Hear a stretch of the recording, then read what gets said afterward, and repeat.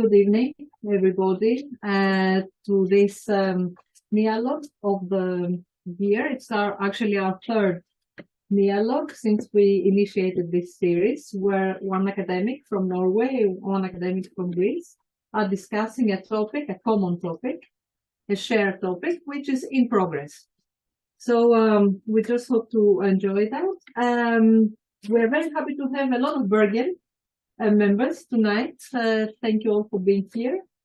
I'm going to give the floor to Paschalis, my colleague, Dr. Katsianis, who is going to introduce officially Professor Nicoló Dell'Unto from Oslo and Lund University, and Professor Markos Katsianis from the University of Patras.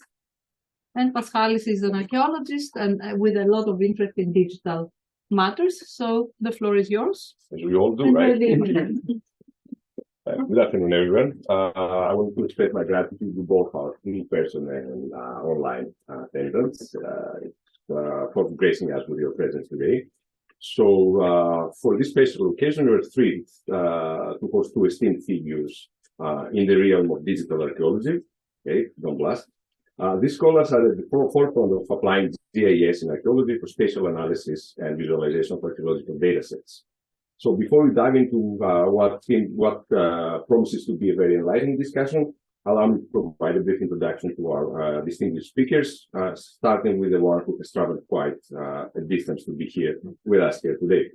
So Dr. Nicoló Dell'Unto is a professor of the Department of Collection Management at the Museum of Cultural History at the University of Oslo, and a professor of digital archaeology at Lund University in Sweden. His academic journey began with archaeology studies in the University of Rome in La Sapienza.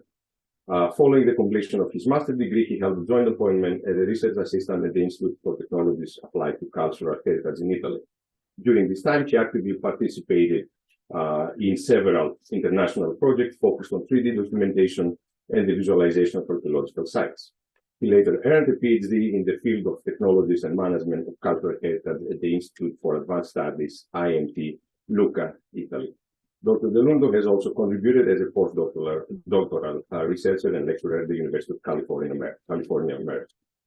Now let's turn our attention to Dr. Markos Katsianis, who joins us as an assistant professor at the Department of History and Archaeology at the University of Patras. Dr. Katsianis pursued his studies in history and archaeology at the Aristotle University of Thessaloniki. He furthered his academic journey with a Master of Science in GIS and Spatial Analysis in Archaeology at the Institute of Archaeology at the University College London.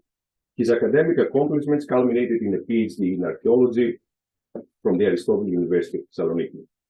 Dr. Katsianis' research is centered on the application of digital technology in archaeology, with a focus on 3D documentation, semantic modeling, data preservation, and reuse.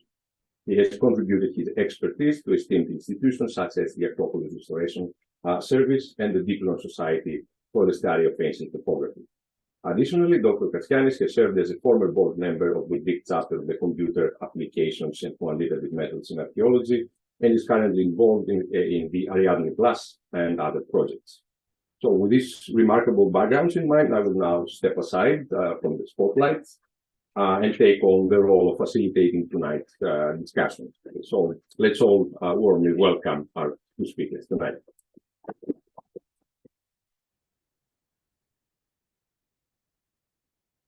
Oh. All right. Changing hats. Let me. Right, so we'll start with some very introductory, and basic questions to see who's who, to see basically who's what. So you're both what we nowadays call like digital archaeologists, right? So how do you feel about this time? Okay. The question you start. After you, who's starting? So how do you feel about this tag of being characterized as digital archaeology? Digital archaeology. It's interesting because we actually met during digital archaeology event. We can do like that. It works. Is it on? Is it on? I don't know.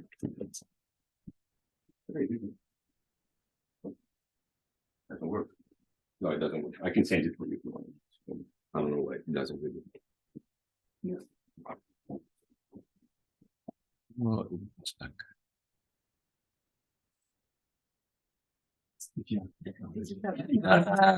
Yes. Can't trust it. Sorry. Must be fixing here. Okay. Yeah. So let me know when I need Yeah. to change it. No, now it works. Yeah. Yeah. Okay. Yeah. So okay. It's my magic touch. I hope. This is where we met.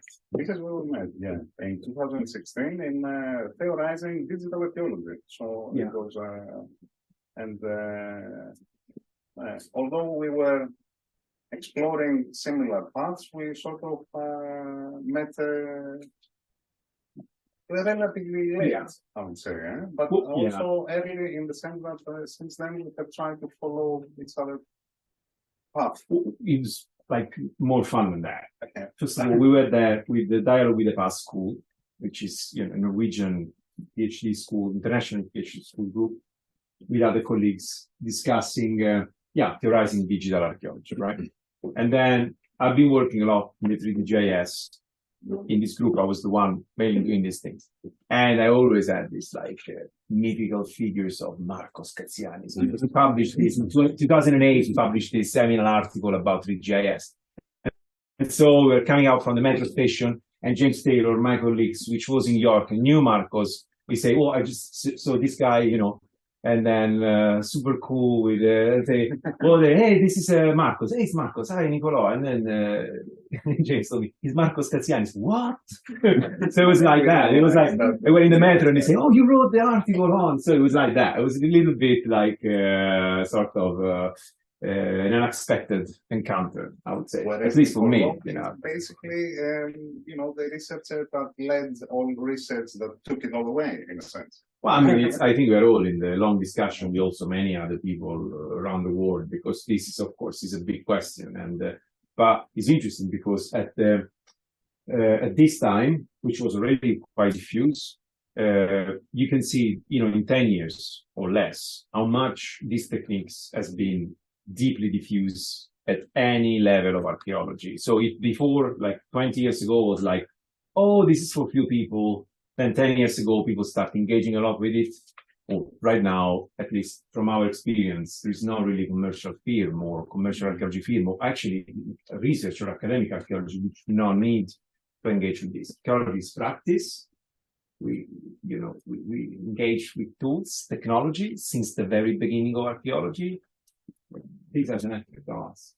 But what is digital archaeology At the moment. At the moment? Well, this is not ours, right? You can see,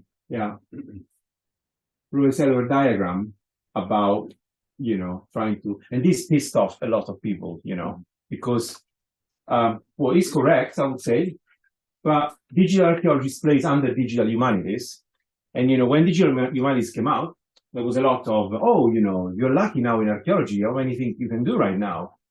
And there was a lot of criticism because actually digital archaeology started even before the 50s or the 40s. So at the very early, it's one of the first disciplines in humanities engaging with technology. So, now we have digital humanities, welcome in our group. No. There has been a really big discussion at the very beginning. Also, it is correct in a way, but It is, especially in Europe, but archaeology is more or less under the humanities.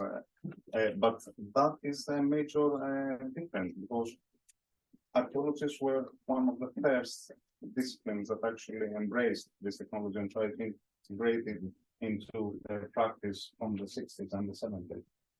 And I think there has been a lot of terms, and this is a term that has been evolving all the time. I think it's still evolved. In the 50s, I would say it would be computer archaeology, which is a term that has relatively declined. And digital archaeology actually appeared sometime after 2000 with the book. Digital archaeology, bridging method and theory. Yeah. 2006. but I think it actually was popularized after the digital humanities started here. I mean, and it is interesting to have this kind of evolution in mind. For example, I remember when I was saying computer archaeology, I'm a computer archaeologist, and archaeology people with stats, and I would get the reaction. So indeed, in antiquity, they did have computers. As if I was engaging with a material from a material thing from an archaeological material thing, which obviously is a misconception, you know, Antikythera mechanism and everything, but it also showcased that this is not actually a term that embraces, you know, all the potential of the tools and the technology. I mean, in that book that you mentioned, there was, I remember, initial discussion about, is digital archaeology a trend or something that actually has the potential of affecting theory in archaeology, or is just a specialization, like could be, I don't know, one of the many specializations we have in archaeology. And there is a huge discussion. And actually, already at that time, several scholars bringing important contributors in that book, they were actually demonstrating, not just arguing, that digital archaeology affects theory in a very deep level. And actually, I think it was Ezra Zubrov who actually demonstrate, explaining in a very clear and logic way how you can actually use digital archaeology for impact, for example, processualism, post-processualism. He went through cognitive archaeologies, and I would say with the latest book about sensorial archaeology, also senses, because now, you know, you can really compute and visualize the way of how we perceive things within actually in a space. Like, for example, you know, a Pompeian house, or you can actually see using eye tracking and immersive system, you know, how much people look at different things. And of course, there is a cultural component of it, but it's interesting the fact that actually now we can engage with this and estimating, understanding if a specific fresco was placed for being perceived in a specific way or not, or if it was visible, perceivable, and so on. But and this is perhaps the difference with the actual more narrow term, the computational archaeology, which is based on processing algorithms or processing methods. And you're interested in big data, and it's gaining quite a lot of attention in these days. But digital archaeology is a lot more wide term that actually embraces also what we do with the tool, but how this tool affects what we have been doing and how we adapt to this technology. So it's not only an application or a way that certain processing methods may actually create new insights, but how do they actually work, or how do they change us while we're using it?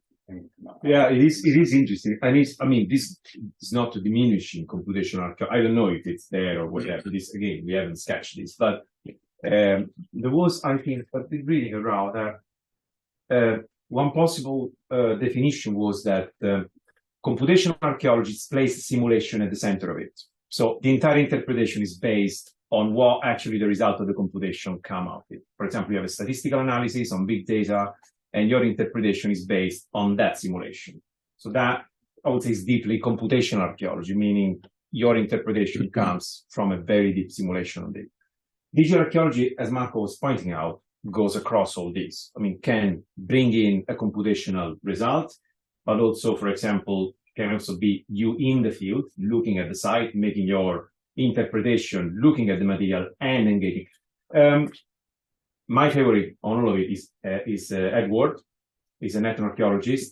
And I think, well, I don't know if I interpreted him incorrectly, but what I think is remarkable in what he said is that we don't really understand the things by being in the place or by being in the virtual, but in shifting between the virtual and the place. And you do this every day with your mobile phone. Your relation with the people you engage with are both in the digital, when you like or messaging or things, and in the physical. So it's equally important the growing this relation between the digital world and the physical. It's not separate, it's in. And I think digital archaeology is very much this, is produced into this shifting, getting in and out of the digital world, we can say like that, or engaging with something in the field. So it's broader, as you say. I think you're totally right. But yeah. Well, I think it's also an evolving term in the sense that it has helped in the recognition of all these people that have delved into this idea of how does technology affect our practices. And I mean, again, if I look at it from my perspective, when I was doing the PhD, I was doing a PhD on 3D modeling, an excavation 3D modeling, 3D excavation documentation, and suddenly I wasn't exactly an archaeologist. I was something else. I wasn't exactly a technician again. Then when I did finish my PhD, I wasn't also a computer scientist, because I was being understood as somebody who has sort of jumped onto the technology aspects and didn't have the foundation as a proper computer scientist. But in all later, later, let's say, path, that was exactly what I was trying to do: become the mediator, like explain that it's not only what we are going to do with the tool, but what are our goals, what is the good thing to select, how are we going to apply it, what are the new problems that are going to be, how we can change our practice to adopt this new tool, and where does this will lead us. But we have seen this. We have seen this already. I mean, look, bioarchaeologists, osteologists, expert in DNA in archaeology, it's not the same story. I mean, they getting interest. They're a bit isolated by the community of pure scientists. Then they start getting the white, coat. And I think, and then, always this, I mean, for example, in our department, in Lund, we have historical osteology is one of the disciplines. We have experts in bioarchaeology and so on. And then suddenly, I don't know, a bioarchaeologist knows much more than, a biologist working in archaeology, because this person has. So I think they might be actually, I completely share the same frustration when I was studying, but it might actually be that this is really turning into a discipline per se, eventually, in a way. I don't know. But if you look at the path, all our colleagues, have suffered, in a way, the same issues at the very beginning. In Italy, we say not being either meat or fish. But isn't it common, like, in periods when, let's say, formative periods, have the specialization actually to meet with the trend, to create the trend, to be part of the trend? So, but let's see how much the trend has diffused in archaeology, and this is, it's a relevant question to that. Like, you already mentioned how digital technologies are in our daily life, but how much are they in our archaeological life? Like, are all of us now digital archaeologists, or most of us are digital archaeologists? It's difficult because, differently from the other specialists, now these tools, which is not necessarily digital archaeology, are tools belonging to digital archaeology, are a requirement if you want to get a job in archaeology. So at least in Scandinavia, you need to know how to make photogrammetry nowadays, using data station, processing the data. And so now the big question is for us, are we preparing our students to know what is needed for the job market? Because I don't think so. I mean, if you look how many courses which prepare, and I'm not saying pushing buttons here, like how to use critical engagement, because, technology can be a black box. And so you need, if you engage with it, you need to know what is the process behind the machine if you want to have a critical approach, because you're making data capturing. So a big question for us, which we are all teachers, so do you sleep tight thinking, oh, I did my job, or what I'm saying? So I believe critically, we really need to start bringing this more than what it is now to the students, because this is what they're going to be asked. So I don't know if it's a trend for specialists or if it's going to be more diffuse. It's slightly different patterns, but it's everywhere now. Yeah, and again, I agree completely, because also I would add that we were perhaps a generation that was crossing this, following, let's say, the trend of how quickly our lives became digital and are becoming digital. But we were trained in a traditional, more or less, environment, and we sort of shifted our attention into the digital. Whereas now we have to educate people that are digital natives, and they are already, in a sense, into the technology, but from a totally different understanding of arts that are basically the digital migrants into this situation. And this also affects how we practice archaeology in a way.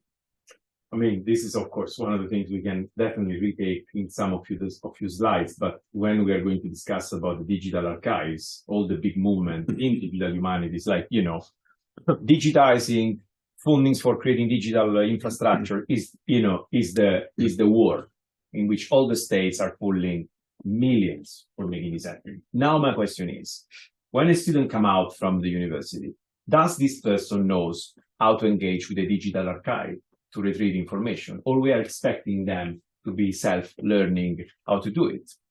Because when I was a student, I was trained on how to engage with the real archive. I mean, it was a place where I was trained to. So our students really know what is available and how to use it? Because we're not teaching them this at the moment.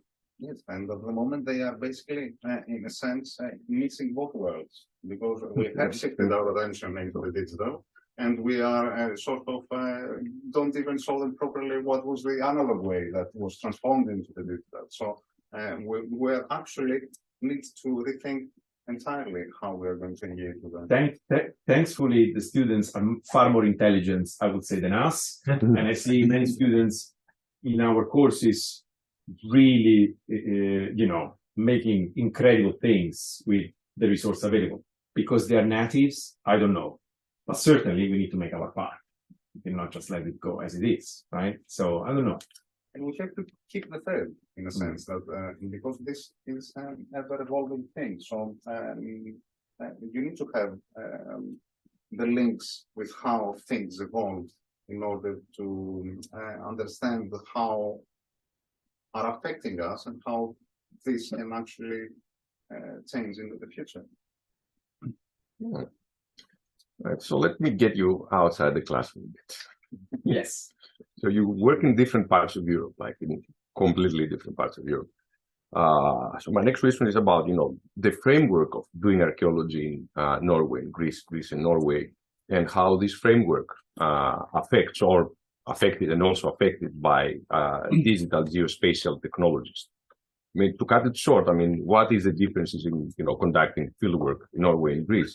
And how much have these geospatial technologies influenced the archaeological fieldwork, the archaeological practice? I will start because I have a slide on that. So first of all, in the whole Scandinavia, so this is not only Norway, but includes also certainly Sweden, and I think also Finland, quite sure Denmark as well. So the digital approach is, is the tradition. So it's not the option. So you need, everything is basically GIS based. Since a long time, for example, the Intrasys, which is a GIS customized for archaeologists, was Intrasys still actually the main tool used in both Norway and Sweden. Is a Swedish product created by Arkeologerna, which is a commercial firm part of the state museums. And it's based on single context method. And it's interesting because it was done in the 90s with the idea of letting archaeologists not experience with GIS to engage in GIS, right? So it's interesting because this means that total station, today photogrammetry, and all the digital tools are not an option. So are mandatory in it. Now, what does this mean? And this is an important part for Norway in particular. you can use this tool to customize your questions. I'm talking about intraces, and to investigate different contexts in different ways. So this had, for example, in Sweden, the effect of having many museums developing, using intraces, but developing, I would say, very different documentations. So the terminologies, things. So there's not really, a common match. Instead, in Norway, because, I don't know, probably it's because there is no commercial archaeology. So archaeology is under the state. There is no competition for getting, the excavation. The museums have been sitting around since day one and saying, we are going to use intraces, all of us, in the same way. And this has been, in a way, as pro and cons, we will see in a minute, but has a big impact on what is today digital infrastructure, because it means that no matter who, they were actually recording using the same vocabularies, ontologies, terminologies, and process. So today, Norway is probably one of the most world, archaeological data aggregators. Yeah, I know. Okay, I should rephrase it. However, this is a state which has really an incredible amount of archaeological data already organized. So, in Norway, building this, which is a set of digital infrastructures, this is from the Kulturhistoriska Museet in Oslo, is in a way not simple, but easier, because you can aggregate the data in a much easier way, right? So what is the cons? The cons is, of course, in my opinion, is that when you strictly use intraces or a form for accommodating all this, you probably miss something else. So because it's less granular, right? But on the other side, you gain a lot when it's about big data, digital archive, and infrastructure. So pro and cons. And in this respect, you can see in this slide the huge investment, in this case in Norway, about archiving, from the very beginning, and then moving all the material in different infrastructure. So this doesn't come out of the blue. They have been investing heavily from a long time. Until actually even managing 3D data or for example, added all the archaeological excavation, so everybody plays this eventually in. So there is really a way of being a common strategy in a way. So this is, of course, my understanding. I don't have field experience in Norway, but looking at the data they have, it is remarkable. But remember, everything comes with pro and cons, right? And we figure out the power. Yeah. Well, very interesting, because obviously Greece has a totally different history and in how archaeology is practiced, and also the way that GIS, for example, or geospatial technologies were integrated or implemented gradually into the practice.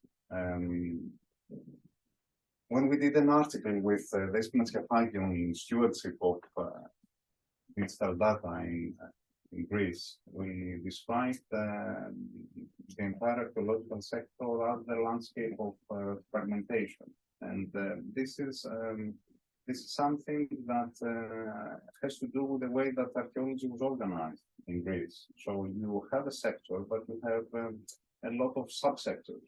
You have the accurate of antiquities, and that is doing the rescue excavations. You have the foreign schools. You have the research and the universities. You have societies. You don't have the museums that, even if they don't do field work, they are actually the places where post-excavation happens. So in a sense, you have many different players or stakeholders that are have used their own methodologies during fieldwork. And in this sense, it is understandable that also geospatial technologies were, let's say, integrated into different subsectors on their own pace. And you can see projects that have many differences in what kind and what type of technology and to what degree they have integrated this technology into the fieldwork practices or the documentation and recording. It's interesting because geospatial technologies in Greece, I think, were introduced early in many examples, and that was also a factor of the research tradition. Greece is a place where a lot of surveys have been happening, and GIS was actually a great platform to manage all data coming from surveys. But then gradually researchers started using the tools and doing different studies about networks, about let's say the evolution or how were the political territories in different periods in the Greek history. And we also had some really good examples on sites and monuments records, like the Digital Atlas of Crete. But eventually, there was a really, which is also some examples of how the sector is fragmented. We have this example from the Ministry of Culture, which was like the flagship project of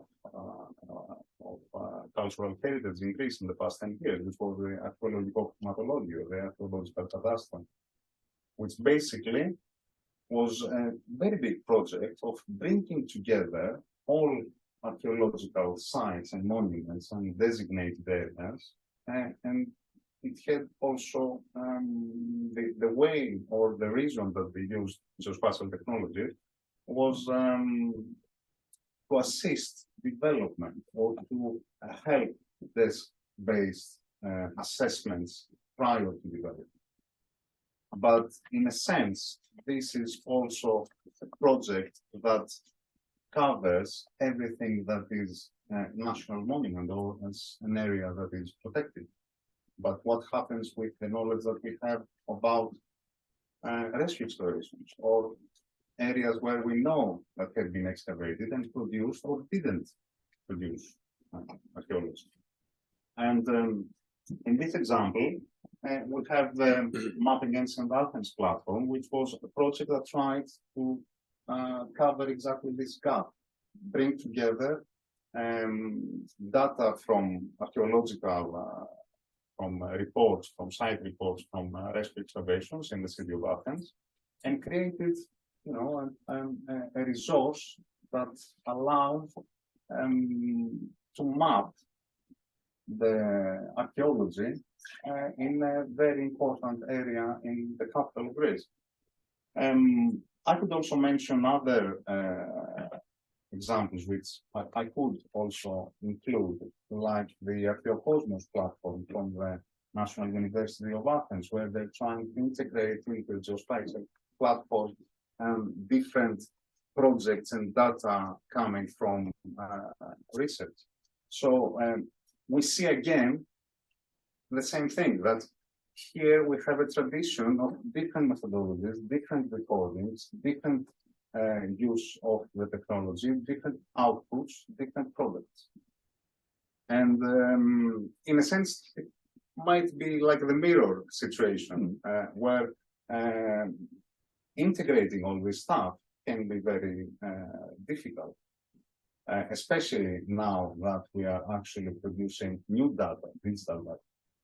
And the questions that are arising in how we are going to bring these things that are actually recorded differently, how is it, or is it possible, or what do we want to do with it?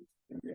I would say the last question you posed is the most important. How do you want to do with it? Because, where are the publications? Really, it's an important question. This material, not this, in general, all the digital infrastructure are there for producing knowledge, right? So we also need to be critical and say, okay, is this happening? Are we using this for producing new knowledge? I'm not being critical or skeptical, but I'm saying we need to pose these questions in order to understand if we are doing right or wrong, right? So we need to understanding this starting out also before. Do we know how to use it, or we are investing so much money on doing these things? Do we know that this is the right formula, and so on? So actually, these are not questions I'm posing right now. There is a huge discussion which led to very important projects, like I think the Ariadne class, the next, because what was happening is in Europe we have every state, every city sometimes has created its own way of dealing with the data.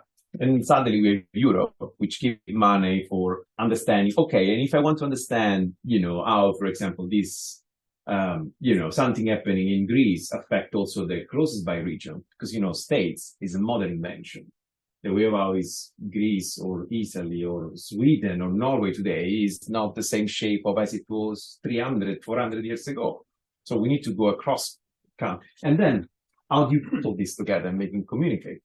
And I think you're being part of this much more. So I think it's well, this is Ariadne is the data infrastructure. It's like the highest point of data, of archaeological data aggregation in Europe happening at the moment and at the global level.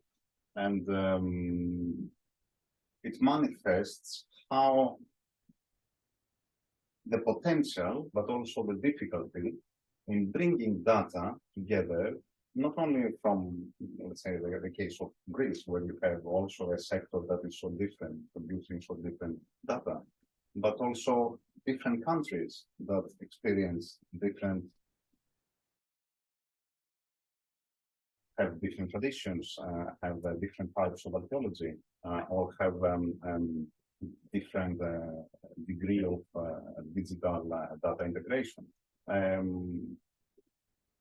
And this was a project that actually led to a lot of organizations talk together and discuss their data, discuss what are the problems in bringing these different documentation together.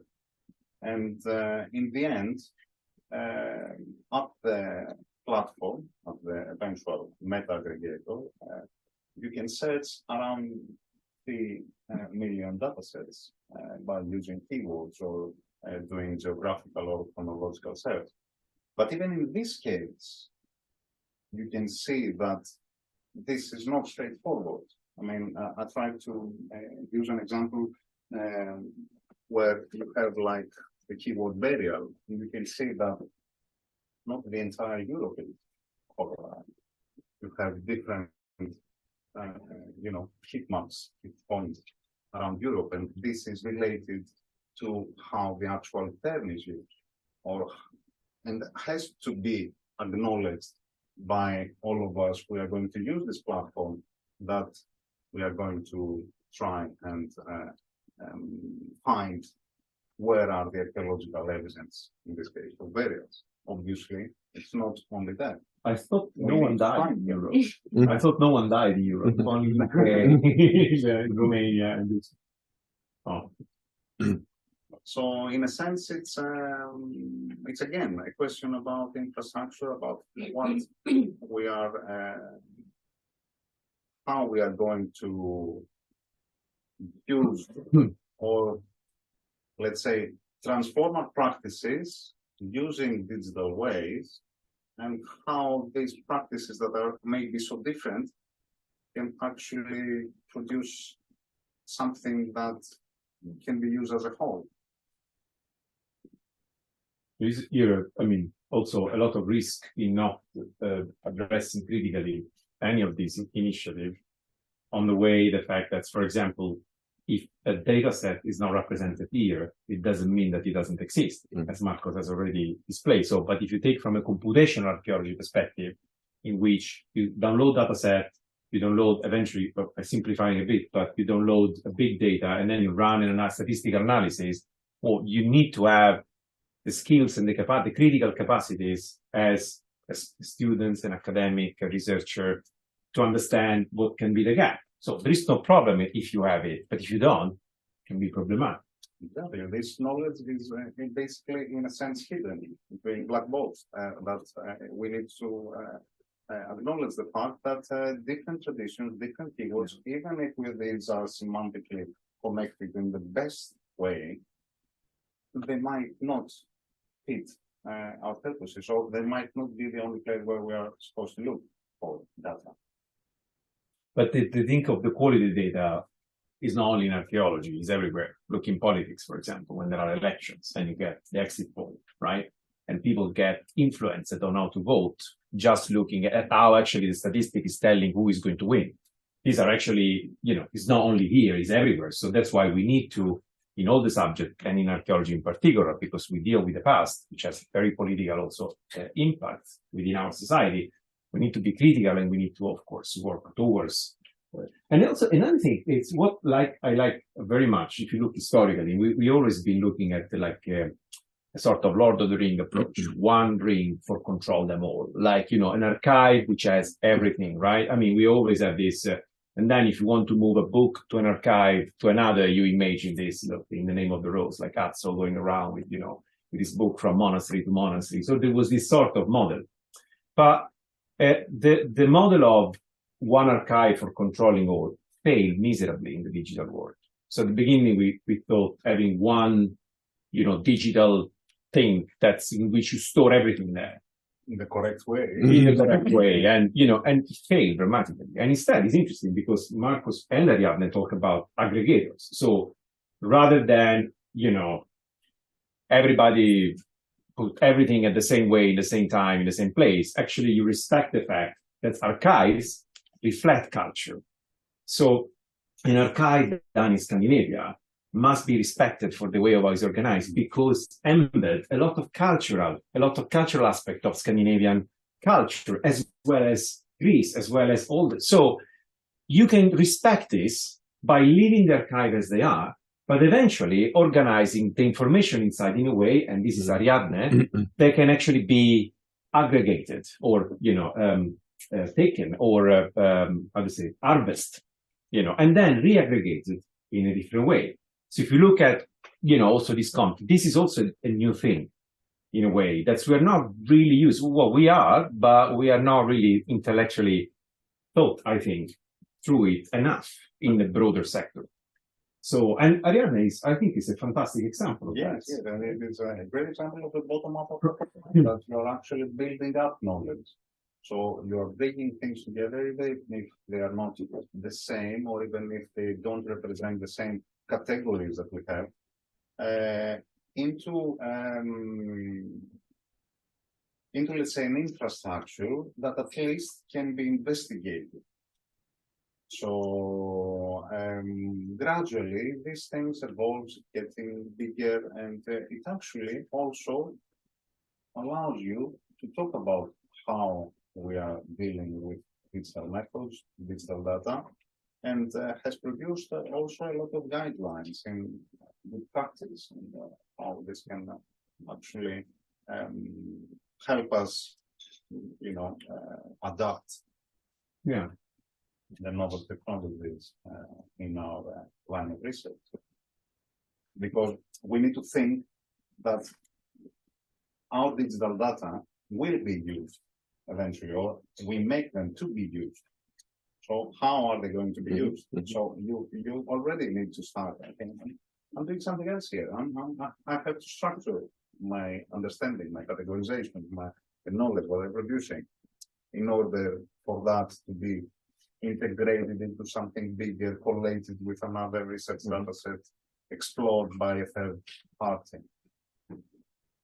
So there's a sub question to all this, like I got incentivized by your last comment, last part of this topic. So so you both refer to homogeneity, to the way that happens in Norway and Greece, to the different ways that happens in Greece. So, data collection, recording, management, and finally aggregation. How this aspiration for homogeneity, or achieved homogeneity in the case of Norway and Sweden, affects archaeological practice, like the actual field archaeological practice? And do you feel that it creates, let's say, not monodimensional, but if it restricts the way we do field archaeology, this tendency to homogenize our recording, cataloging, data management, data aggregation strategy? But I mean, this goes behind the digital part as well, because in a way, if you look at single context method, for example, is not the only method, but it's very diffuse, right? So it's customized, of course, according with the tradition, the kind of archaeology you're dealing with. It is already, in a way, has been, at least for the nation using this, setting the way of how you look at the data. I would say that digital hasn't really contribute so much into this globalization. I will actually say that digital has the power of deeply challenging or changing very much this approach. There is a big discussion, very delicate. On the way, there is a part of the community say, well, digital archaeology make everything more efficient, fast, and so on. Is it true? I don't know, because actually you're producing more data.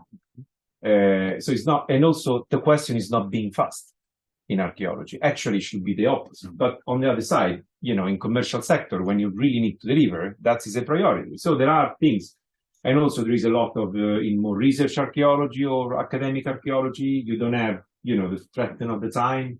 And there is a lot of discussion about, for example, slow archaeology, which is really very interesting concept from the way that, you take your time for understanding the digital tools and how those actually work in terms of production. So it's a difficult question, which I don't really have an answer. I don't know if you, Markos, but it's no, I would say that judging from my experience again in Ariadne,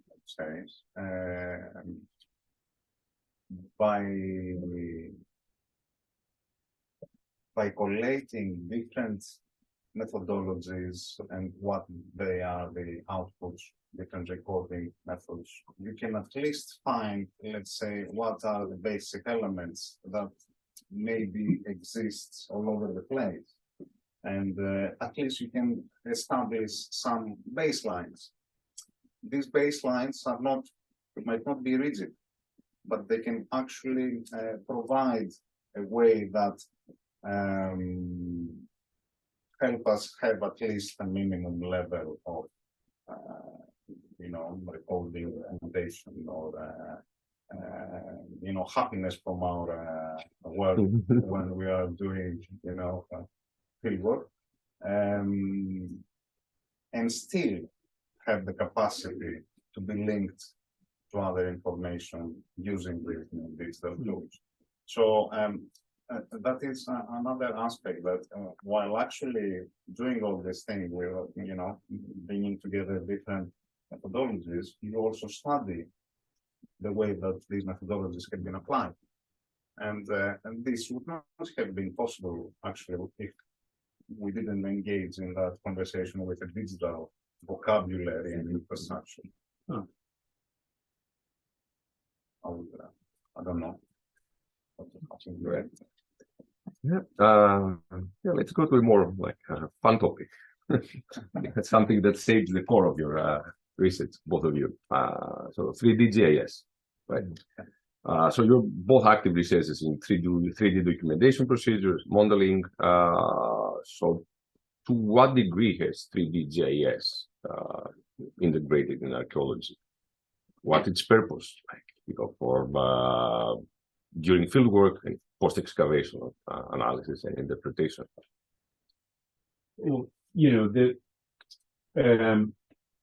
Well, it's a big question, of course. And the fact that most of the raster digital data nowadays, bidimensionals, I'm talking about, comes from 3D models. It is a thing. So people is really getting used to do this for most of the time, extracting bidimensional images. So it's typical, right? But it's not, there is a sense, but we will reach that point, at least the theory. Is slowly really changing the way the logistic of the archaeological excavations. You cannot re-excavate, but you can actually re-examine the way of our site has been excavated, right? So these are important distinctions. So, but things you can notice, I can tell you for personal experience in several cases, you can notice things which were absolutely impossible to notice when you are on site, right? So that's why moving across. So, and open to a number of new type of analysis, even in the computational sector, which before were impossible. There is a thing. Christian Christiansen in 2014, he published a very interesting seminal paper on archaeological science. It will, it's called the Third Science Revolution. And he's arguing the fact that archaeology is changing deeply because a huge number of new type of analysis available in archaeology, right? It is interesting because my second thought was like, how do you see all this together? So there is no really human that can host all this information, just in your mind and making something out of it. So, and what I believe is that the 3D environment provide us with a sort of canvas, which we can relate very well because we are archaeologists working 3D, in which we can really visualize all these things in the same spot and building our interpretation. There is a movie from Woody Allen, I think. It was like Whatever Works, I think. It's pretty cool. Woody Allen make one movie, I hate it. One movie, I love it. It's like, and it's the typical movie of Woody Allen, like or himself or in someone else interpreting him. And this guy is a genius. He's a bit of the version of all these guys. So, and the whole story is about, what is to take to be a genius. And it's very interesting because I recall correctly, and this is a spoiler, sorry. Basically end up saying the genius is the one which have the grand picture.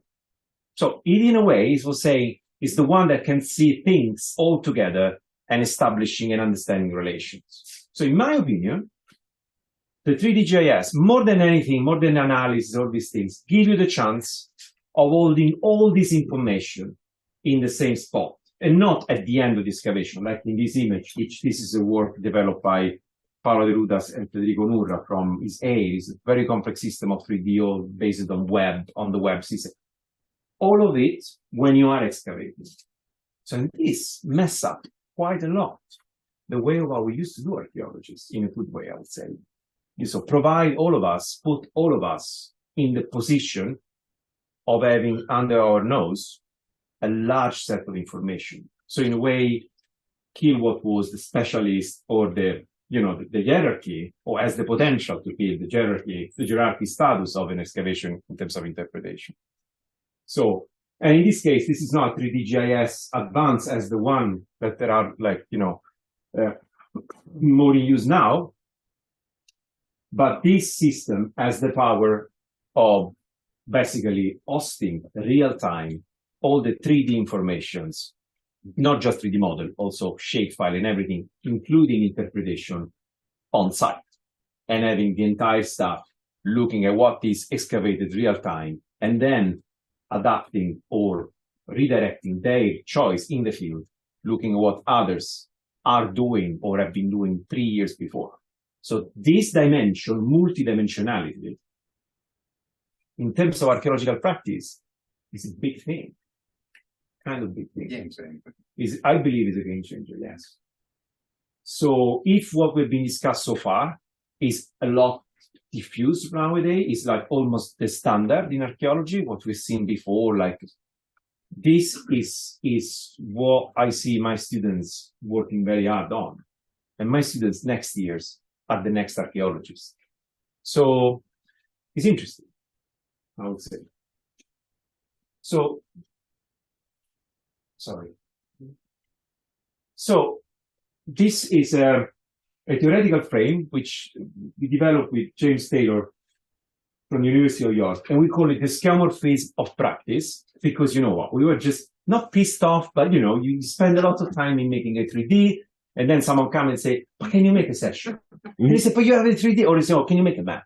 And they say, why is this happening? So, actually, the single context, the drawing of sections and maps are meant to simulate a 3D, but because there was no technology at the time, we have, what we could.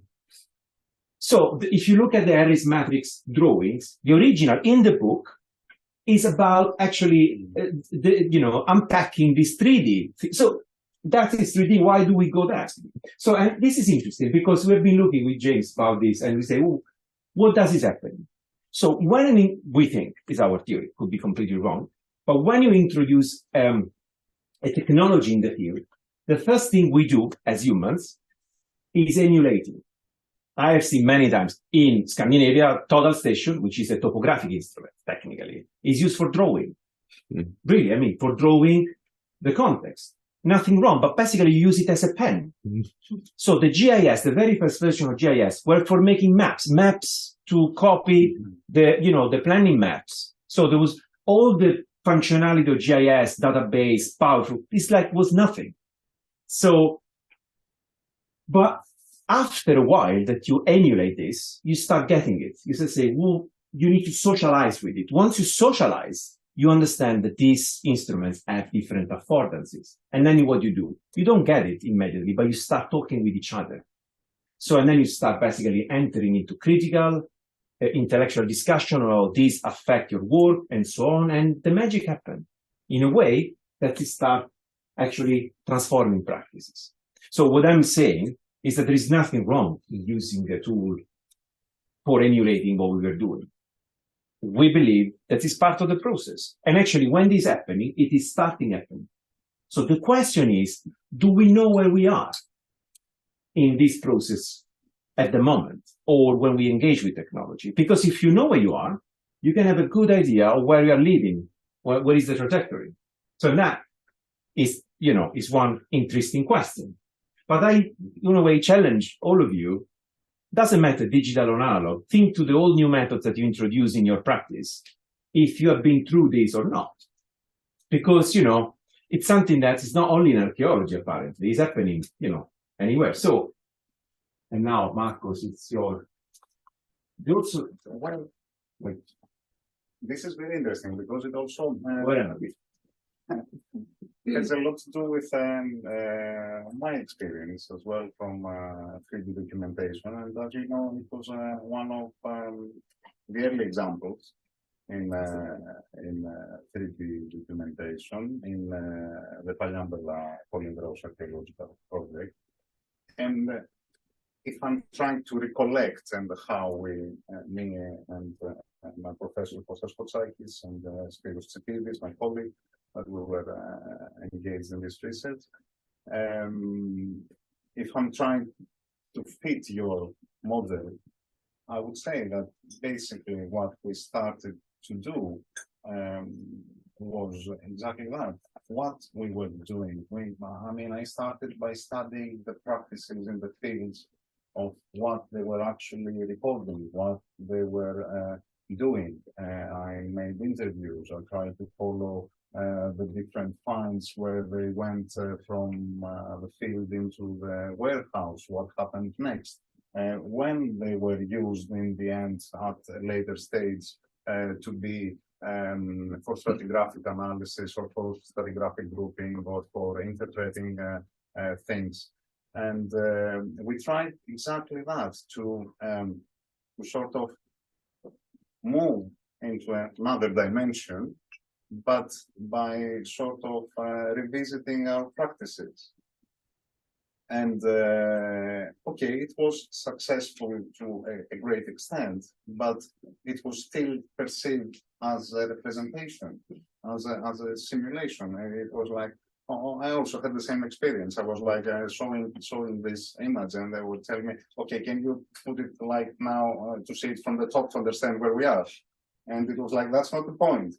You have this tool now, we have to use it. It's like, it's a different environment, but we need to sort of find what exactly new it provides us. But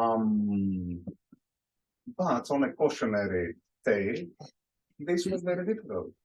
The technology was very difficult, and it can get out of, it's not only, it's not only the socializing aspect, it's actually all the socio-technical, economical circumstances. If you have this kind of infrastructure, you're not only the one to use it, you need to have, as you say, a lot of users to understand what is the new, let's say, aspect and what engage, let's say, people in what this tool is all about and how you can use it individual research or as a group, as an excavator during the fieldwork.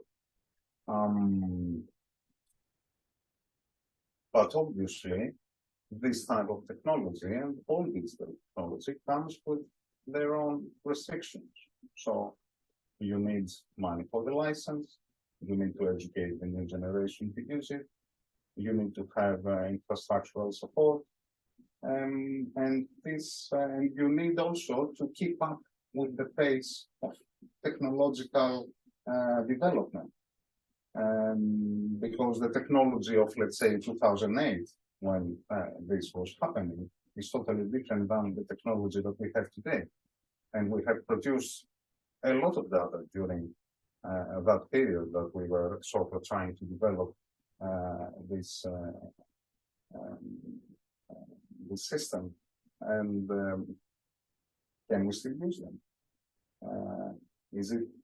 Does this infrastructure still harvest the new things that were introduced into the tool, into the 3D GIS possibilities? And to tell you the truth, this was very hard. In a sense, after 10 years, it became almost impossible to have your hands and use this, let's say, 3D environment. But this is very important because I read that at the moment in archaeology, we are on the risk of losing at least 2 generations of data. Because when, for example, total station has been using heavily in the field, which was really Wild West, you know, a lot of data has been collected without having any conceptual idea about what was the future of this data. So we are actually at the moment under the risk of losing not 1, 2 generations of data set archaeologically worldwide. Now, okay, it's a big price we are paying, but we can't blame technology, in my opinion. I think we have to blame ourselves in this sense, because we haven't really invested a krona, let's use some Norwegian, in these questions should have been done earlier, you know. So in a way, we must take responsibility of this, try to find solution, and also recognizing that from 2008 to today, this today could be done very easily in a way with technology we have, with almost no cost. But the cost, I mean, archaeology is not for free anyway, so there is a cost. I mean, total station, but also drawings, paying people. You cannot think of, oh, we cannot spend anything in archaeology because it's a cost. I mean, if we really care about, you know, our material culture, we need to invest also in terms of it. I mean, imagine if you go to an hospital and you say, well, you know, that this new technique cured this, but as a cost. So we, you know what I'm saying. So we need to accept the fact that the cost is part of the job, and we need to invest. We need to, you know, to invest in this. So so this is emulation. We're still in the phase of emulation, right? Well, I think coming to if I would interpret it now under this conversation we have, it might have been that we are actually tried to move to stage 3, but stage 2 actually improved the socialization, but on a wider, let's say, sense. I mean, what are the needs to support this digital adoption? What is required can be actually a thing that we need to have in our minds while we are adapting technologies. You know, it's very funny because if I look at this and I look at that, I see a similar thing. So I explain myself. We haven't discussed that, but you know, feel free to you know, be pissed about that and so on. I mean, that is a physical library, right?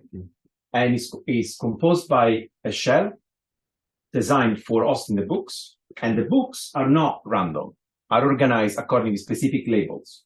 And people here has the knowledge to understand where the books are, independently of where they are placed or which color they have, right? Because there is a system.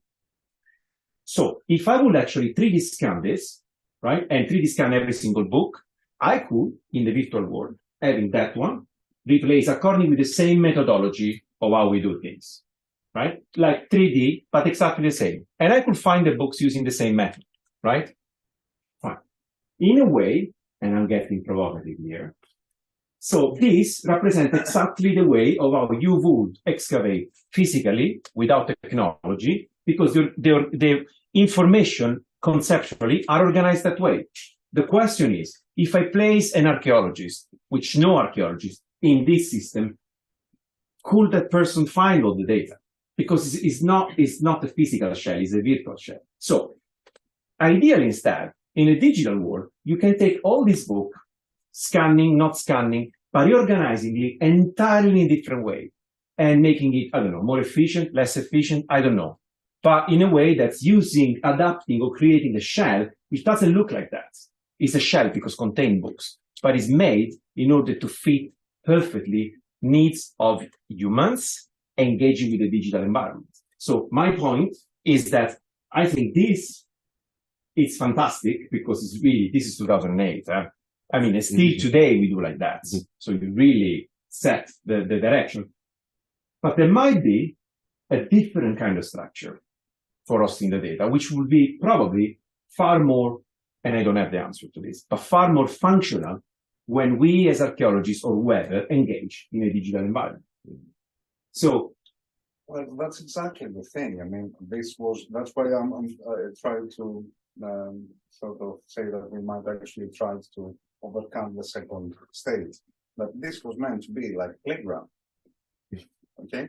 So, but it's funny because if you look at the CIA, put these excavation units together. Let's compare them to the stratigraphy. Let's put those, the pottery where we found bones or where we found pottery in city distribution, and see their chronology and visualize everything that is aspatial in the proper environment, and actually maintain this view that I'm outside and I have like this, this God's eye view with everything, and I can play with it whenever I can.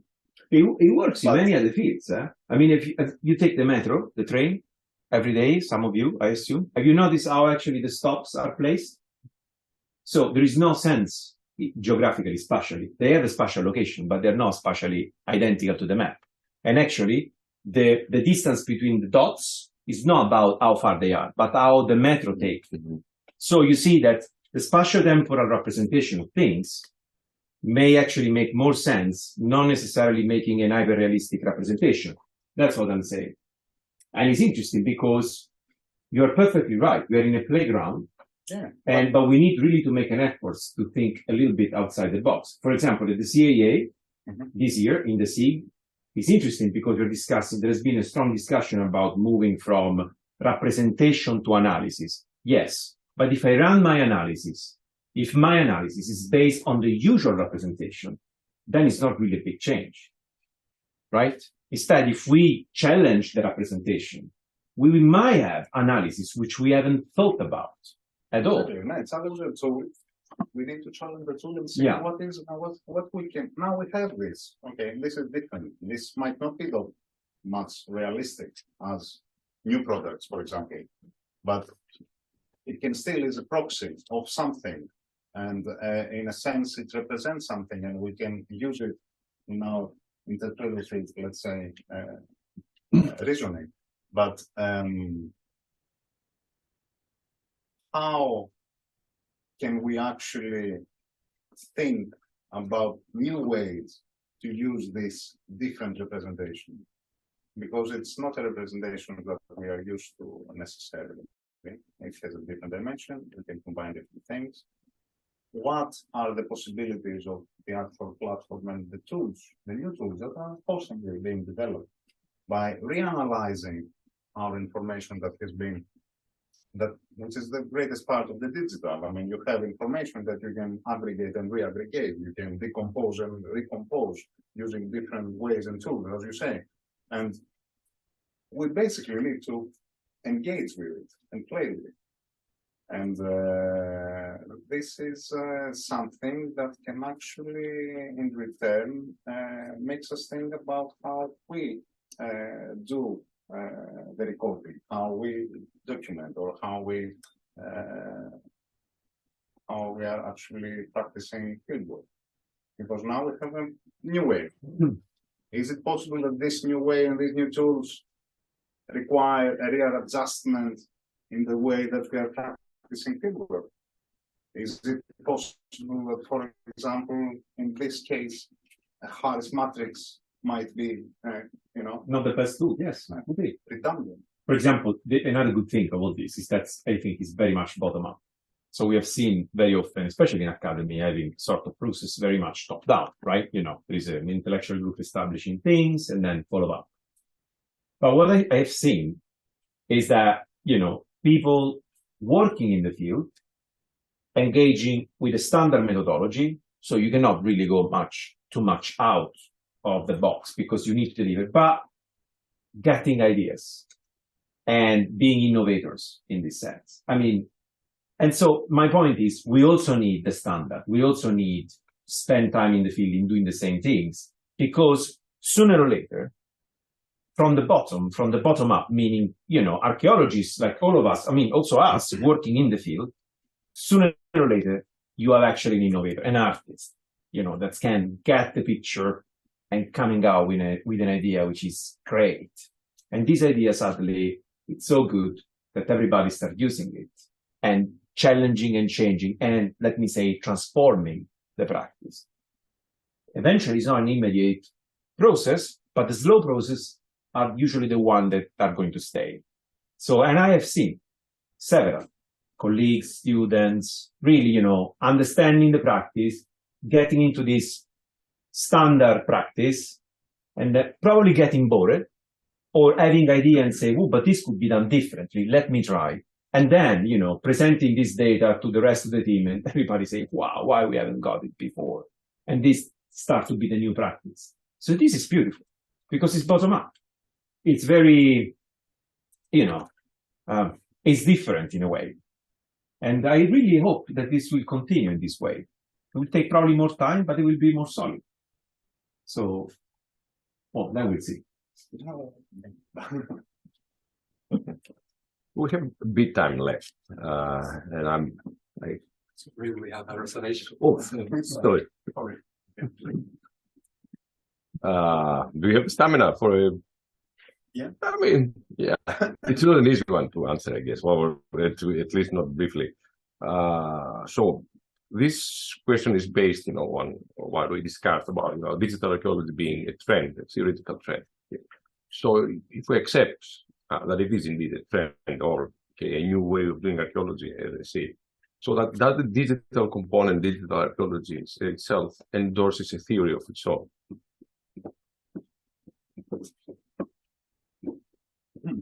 I think the digital has the power of suggesting new theories, because the digital, it can be everything. But the fact that we can engage within a different dimension, we as humans, we creating the theories, by engaging in a different dimension, we have the chance of looking at things differently and eventually formulating new theories. So in this way, digital archaeology, I believe, affect or not generate theory, because it's not the digital archaeology generating, but let us generating new theories, because we are not anymore, we don't have anymore the usual boundaries. We are actually allowed to get out of it and think differently. So, I don't know, what do you think? Well, I would say that if we see also a historical perspective, in a sense, we can say that you can apply digital methods in different, let's say, theoretical paradigms. All right. Mm-hmm. So you have, as we said, like computational processes that might be linked with more processual, let's say, understandings of or positivist, let's say, understanding of material culture and culture in general, but we can also see that the digital has been beneficial to, let's say, post-processual. Oh, yes. And in this sense, I think also in the degree, everything that transforms our practice can be a generator of, new ideas and new sites and new understandings that we might have not. So we are still in the socialization stage when it comes to digital archaeology as an umbrella, as it's said. Possibly. I mean, Zubrov has definitely demonstrated and discussed that any theoretical frame so far discussed can be served in different ways by digital tools, digital approaches, no doubts. But now we are looking, like I said before, sensorial archaeology is heavily affected by, in terms of theories, by the possibility of using technology in a certain way. It changes a lot. For example, all the visibility studies in 2D and what are the next generation of visibility studies in 3D. So that is also another, in a sense, a game changer in the potential, paths that you can actually explore this issue.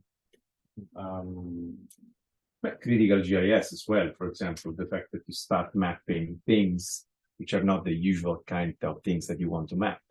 There are examples in critical GIS in which there have been, for example, mapping the way of how specific community groups were moving in towns when dramatic episodes affects, like the 9/11 in the US, and they've been start looking and demonstrating how, people were moving differently, were living differently in the town through a GIS, which is a mapping tool. I mean, this kind of approach, the critical GIS of this, the theory behind it, was possible because suddenly we could ask ourselves questions because we have the tool to assess these questions, right? So the theory is definitely linked with the technology that we have.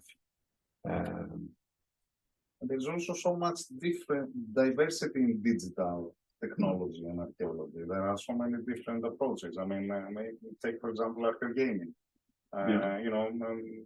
Video games with historical or archaeological content. This is why we're here. Exactly. And now you can use them from a different perspective to explore new worlds or some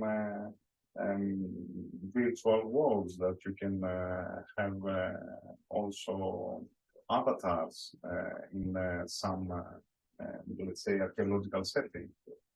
Minecraft, for example, and having people engage with it. Happens. So all this can be generators of new, at least perspectives. I wouldn't say theories, but for the archaeogaming, once we had the pleasure of hosting Lund, the creator of Assassin's Creed Odyssey, I met them in Berlin in a conference. They sit at my table. I invited them in Lund. I was sure they were never coming. They came. It was like a big event. It was the biggest seminar we ever organized at the Institute. More than 250 people. It was like crazy, completely. It's really big. Yeah, actually, they sold, I think, 6 million copies the first week. And they actually engaged an entire group of archaeologists coming in Greece, looking through all the archives. I mean, I was absolutely impressed. We were all impressed by the kind of work they did. But then, there are also a lot of questions about who's controlling the narratives, right? Because video games can give a lot of things. For example, there were many questions from colleagues, and they say, how did you choose the characters in the games? Well, they look like very much all of them, belonging to a specific type. Is it representative of so there are, can be very, very, very interesting. And then another interesting thing is that if you look at the game, there is like the Spartans, they have the red. So this was not historical, but they actually, they explain that, well, of course, their role is to sell in the game. It's not teaching history or anything. But it's interesting because they say, well, we have been using a lot of pop culture because we always underestimate the pop culture. I mean, the community perceive, for example, the Spartans, they told me, like 300. Like, the movie. Well, the movie had an incredible impact on the way of how people perceive things. I'm not saying it's right or wrong. So I'm just saying that it's incredible how these, games or this virtual environment can imbue so much elements which we eventually do not take into account, but can be triggers for people approaching the game. I was really impressed. They actually went, they review for about Sparta all the archaeological record. They have a lot of archaeologists working, and they have the entire team, developing team here, going to see all the. They also studies with experimental archaeology, if I recall correctly, the way of how the metals shine correctly in that time.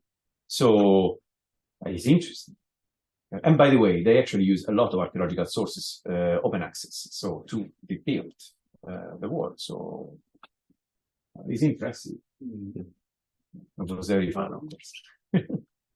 This is perhaps also,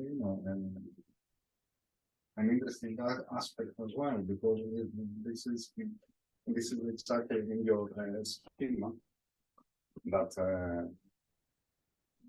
it's the socialization and the emulation, how much has to do, and what eventually gets to become the transformative aspect.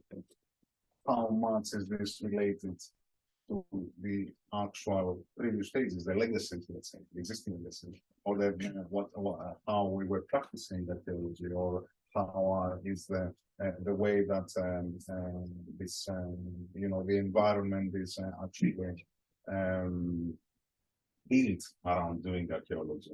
And okay, I showed you the example that we have in Palambella, but there are also, because of the fragmented landscape in Greece, you can also have so many different interpretations and archives, 3D archives. You have, for example, LIDIG that has been employed in different excavations. You have examples like the Karabusnaki in Thessaloniki that have employed 3D, and you also have a lot of other sites all over the place that are doing 2D tables. But you also have, for example, even in rescue archaeology, it's a totally different methods and media and outputs that we can have in a big project like the underground of Athens, and another when it will be like a watching brief for building the block of flats. So you have different records, and in this sense, you have different ways of doing things, and this also is implemented in how this is socialized, and what exactly is going to be the thing, going to be the transformative aspect that's going to take us to the next level. This also comes back to another question. What are the results? Because, for example, together with several colleagues, we are developing a project called Tetra, which actually the project is based at the Mola Museum, and it has a large number of partners. And we actually looking at narratives. So how actually archaeological archives can be reused by different stakeholders for creating different narratives. For example, the way how we archive the data, right, can be harvested or can be used by someone writing novels, or could be used by an artist. So it is important because it's like, again, the shelf, no? It's like if you put all the good books on the top, but the people can only reach the third shelf, right? And it's a problem because you're losing a lot of impact. Because we should not forget, we don't work for the past. We work for the present. And in a way, we need to give back everything we do in terms of archaeological results, scientific results, but not just that, to the community, which is paying for all this. So what I'm trying to say is that another big question when we talk about results is not only scientific results, meaning using an archive for producing a paper, which already would be great, by the way. It's not happening as much as it should, probably, but it's also actually having an archive which can be used by the society, who could feed the society with very, solid cultural information about the past for doing something else, for rebringing this information in a different form in the society. I believe we as archaeologists would benefit from this greatly. I mean, in terms of jobs, in terms of the way of archaeology is perceived from the society, we will get politically even more support because, you don't want to give money to something that's not giving back, right? So I'm not saying that we don't give back, we give back a lot, but eventually these tools could allow us to give more. Who knows? The question is, and we have to ask. Maybe in a more digestible way. I don't know. It is interesting. I mean, it's all these questions, all these things, I think, are not this, but are opportunities for us to transform the discipline, not only for documentation, but also, but you know, always with a critical eye always with a critical eye. on what has happened, Absolutely. what we succeeded, and Absolutely. where this got out of control, and where were our failures, and what didn't actually happen, or what was actually, you know, evolved into a technocratic, let's say, understanding of efficiency and you know, and successful application of digital tools, because you know, we're gonna have documentation that is very realistic and nice, so development can proceed. But yes, but So- you know, the narrative is the core. Because look, if you look in US, Texas, there is a huge school of classical archaeology. The curricula in the high schools, okay, relate to classical archaeologists. Why? Because the Texas and US in general, they recall themselves as the Roman Republic, in a way. So there is very much connection with it. And this is true. I mean, this is actually, so you see, in any case, the narrative are already reused, you know, in a way that is not necessarily, I would say, the way of how we would all agree, right? So, but it's interesting because in a way, these tools, or being critical, transparent, but most important, because it's not the platform only transparency, it's also the people capable of understanding transparency. So if the platform gives the tools, we receive the tools and understand, maybe in the future, narratives will be more bottom-up. I mean, more, I don't use democratic because it makes no sense in these things, but you know what I mean, more, you know, a shared concept rather than an imposed things. Because digital or not digital, these high school programs are already there. So they already picture themselves as, you don't want to use the US as a bad example. There are many bad examples in using archaeology. Every nation has the same burden of issues in nationalizing archaeology, but it was just an example. So I think, but where are we in transformation? It's also, are we transforming? Are we looking at this? We need to. Depending on the, you know, application environment or the technology being used, I think there are also on different levels in some. And in some we are, for example, you know, if you go to ChatGPT, perhaps we are still on the emulation, but if we are on 3D now, we are perhaps trying to approach the transformation. That is another big, you know, For crazy thing. we around. don't have much time. You never know, because it always evolves. But this is also creates let's say, a need for constant curation of what we already have. Because evolving in this space and with tools that can be obsolete can actually make us lose a lot of stuff. All right. You are the question holder. So Yeah. Actually, we have no time left, but you know, thank you both for this super interesting discussion. Like, it was great, really great having you here. But do you have the stamina for some Q&A, if there's any? All right. So any questions for our speakers tonight? No? I think I have one, if I may. And I'm not a field archaeologist, so I'm asking your forgiveness if I'm insulting the process. me neither, so don't worry. But I come from the heritage sector, and I have as you were discussing the whole process, especially those 3 levels, I was thinking, are we challenging the tools or should we challenge the paradigms? Because, the tools are not, they don't have a life on their own. They are sort of adapting, as Markos said, and of course, you mentioned positivism, for example. Are we ready to insert another element in digital archaeology, which is not authenticity? Is authenticity a constitutive element of digital heritage? And this is a question I posed to myself when I was sort of writing something many, many years ago is digital archaeology or heritage about reality, truth, the pursuit of the authentic, or should we challenge epistemologically, positively, and start thinking in different terms? Then we transform, because then maybe we can insert some doubt on how we use the past. I mean, I know you're field archaeologists, and the most important thing is to place data in that sort of correct place, giving a meaningful context. But moving to a different level of interpretation, is this enough for societies to think about themselves? Or should we sort of use drawing, for example, instead of depicting photorealistically? I think you understand what I mean. And this is not something to answer now. It's a very big, probably, issue to discuss at some other point. But it's just a final comment on how we transform.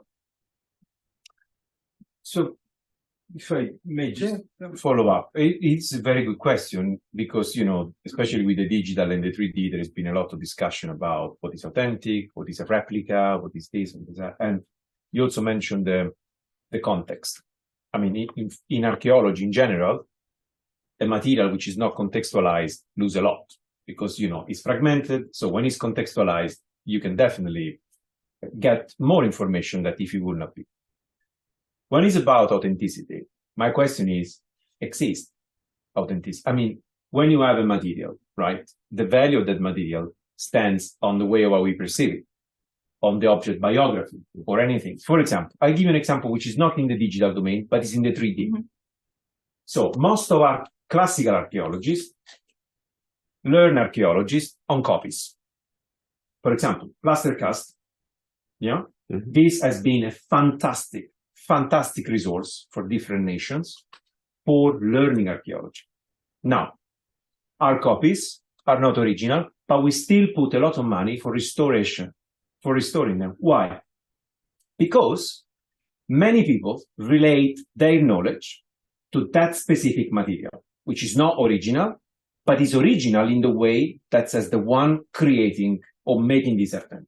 So what I'm trying to say is that probably the limit of what is original or not, or what is real or not real, or what is, you know, effective, is not if it's digital or physical, or if it's a gyps copy, or if it's a marble copy, but it's the way of how this object has affect you as a humans for learning, understanding, progressing in society. So there are actually digital models, 3D models, which are unique because the physical model has gone. And there are multiple objects, multiple 3D models. None model is the same to the other, are all different, which represent something which doesn't exist. But the three different models holds affordances which are unique, making those models or replicas a unique model per se. That's why in archives, we assign a unique identification number for each data, not a copy, not as a copy of the original. The original is the entity, is the way we perceive it, and then the rest are all part of it. I don't know if I answer your question, but I always got particular interest by for example, the 3D replicas created in the 19th centuries. Everywhere. Pompeii is one great example and so on. And the way of how actually these are used today. There is Valentin, he wrote that, for example, talking about the Pompeii model, he say, well, he hasn't yet, you know, exhausted his capacity of answering questions, because that model show frescoes and is done accurately with 1 to 100 scale that doesn't exist anymore because are gone. So, but still are there. Are those authentics? I believe so. But it's a question of, it's a very philosophical question. So I don't know if it's correct, but I don't know. What do you think? Have you scanned the 3D model? Yeah.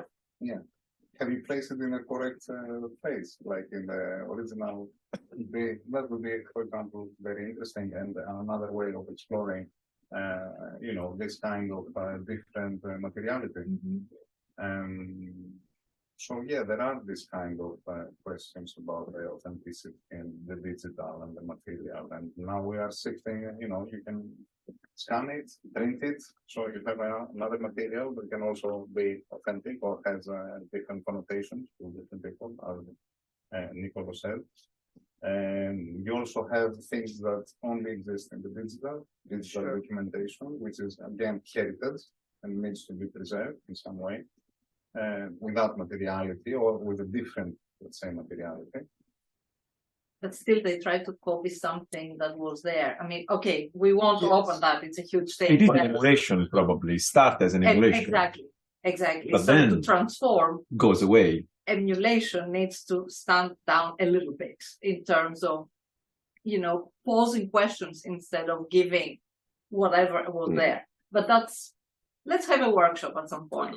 Sure. And discuss those. As far as I can But is it relevant to archaeology? I mean, when you dig and you have a digital copy of the stratigraphy of the site, where was there something authentic to begin with before excavating? Okay, 1 second.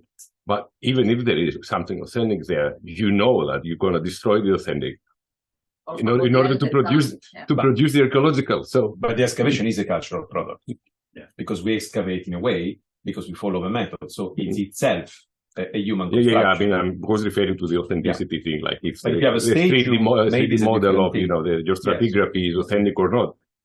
With the digital, you have, okay, you can have also in the analog, you can have different drawings from the same stratigraphy.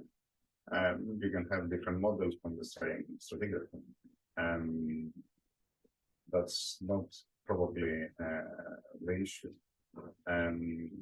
The thing is that we are creating new shapes of digital heritage, and not only in relation to studying the past, but we are creators of digital heritage. I mean, you know, our text messages is the heritage of tomorrow. Okay, so this also becomes part of the archaeological material, immaterial culture of somebody else, in a sense.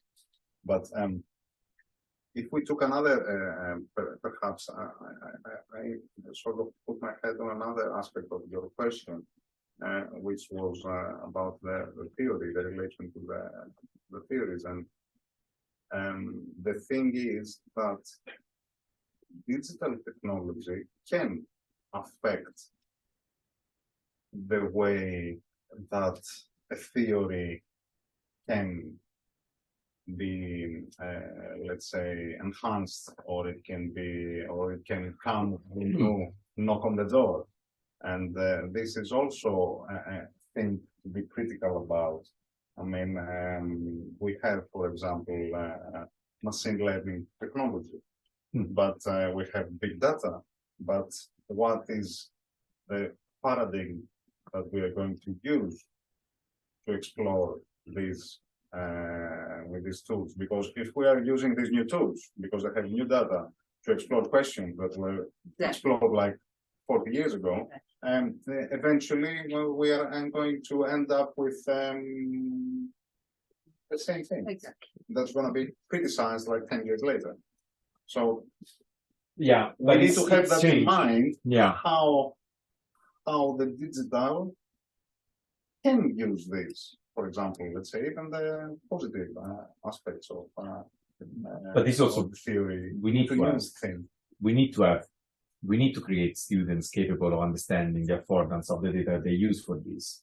It's crucial because, for example, we had a project in Lund about machine learning and LiDAR technology. So Sweden is covered 83% from forest. So basically, with LiDAR dataset, we can remove the forest and see, you know, the ground. And then we trained an algorithm to automatically recognize archaeological sites which were unknown. The result of it, successful.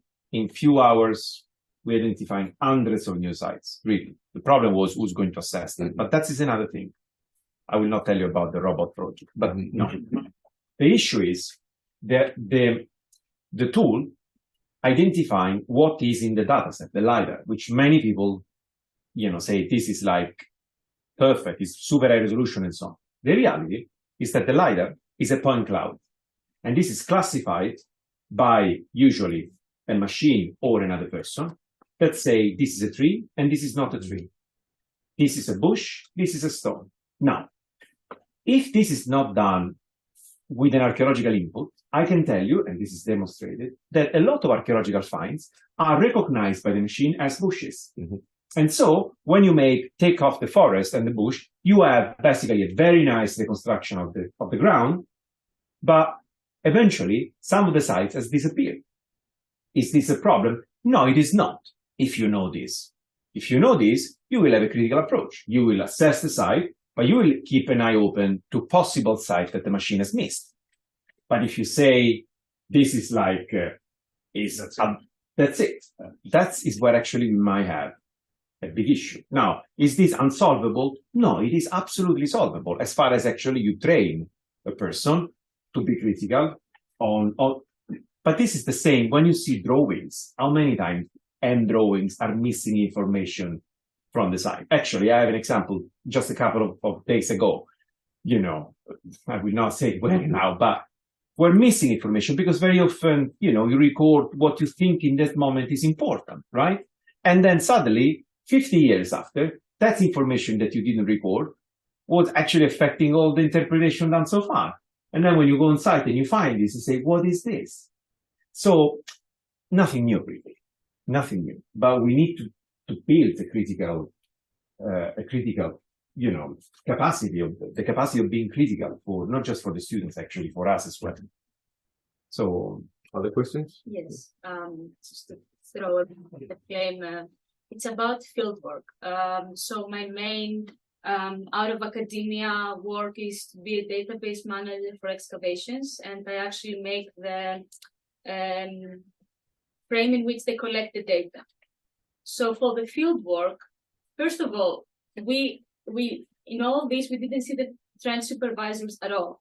Like all this information is just how well is this person trained and what type of vocabulary does he have to record things. Like in the case of tablet recordings, I tell him what he records. I tell him whether he puts how many rocks are there, what's there. It's like I'm all behind this, but I will never be seen because it's on his name if it's ever been seen. And at the end of it, like we can throw all this type of digital tools, but it's back to what they recorded and the vocabulary I gave to them. So no matter how many different methods we throw on our ingredients, will it always be the same recipe? Like one we always have for an excavation that was done in the past, for example, and it had the set of ingredients like potatoes, meat, I don't know, whatever.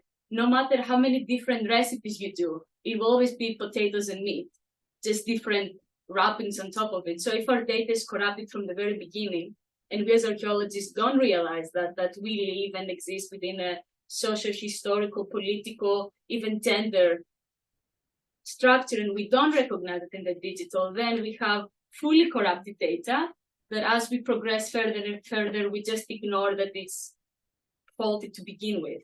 I don't know, it wasn't really a question, but this is an excellent comment. But this is not the problem of the digital only, because you could have exactly the same things when actually you form manually things. But I believe that this is exactly when we say, I don't know if we mentioned a lot before, but I don't know, the social technological issues. I mean, you can build a technology, analog or not, whatever system, and making from a technological perspective. Making database is not difficult eventually.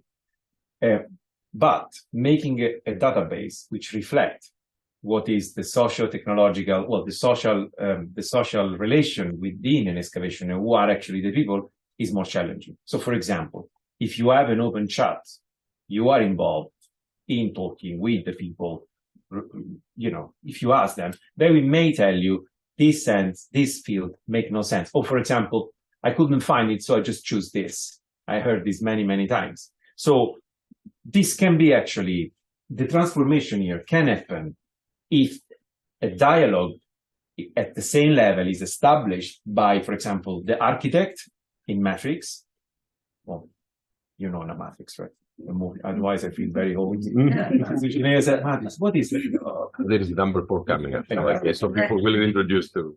So, you know, from the architects, the person constructing it, and from the people using it. But if there is no this connection, you might have this loop, which is very dangerous in many senses. But this could be, I think, addressed if you create the dialogue.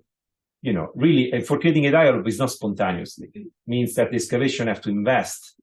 At Shudder, I think we did a lot of this, which is very interesting. I mean, having this constant discussion between everyone who was, working within the apparatus of the archaeological reporting. No, I meant it more outside of the database, actually, because digital archaeology really just amplifies the data problem.